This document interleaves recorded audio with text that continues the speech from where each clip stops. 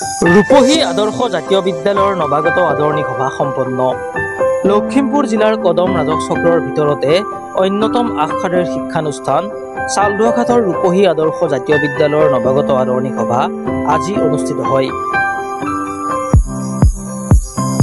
উচ্চতৰ মাধ্যমিকৰ প্ৰথম বৰ্ষৰ ছাত্ৰ ছাত্ৰীক আদৰণি জনাবৰ বাবে এই অনুষ্ঠান অনুষ্ঠিত হয়।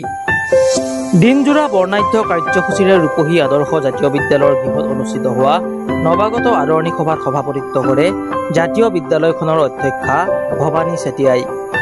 সমবেত সংগীতেৰে আৰম্ভ হোৱা সভাত উদ্দেশ্য ব্যাখ্যা আগবঢ়াই বিদ্যালয়খনৰ উচ্চতৰ মাধ্যমিকৰ দ্বিতীয় বৰ্ষৰ ছাত্ৰী লিপি চুটিয়াই। নৱাগত সকলৰ চিনাকি আৰু অন্তৰংগ আলাপ অনুষ্ঠানৰ আঁত ধৰে দ্বাদশ শ্ৰেণীৰ ছাত্ৰ ছাত্ৰীসকলে।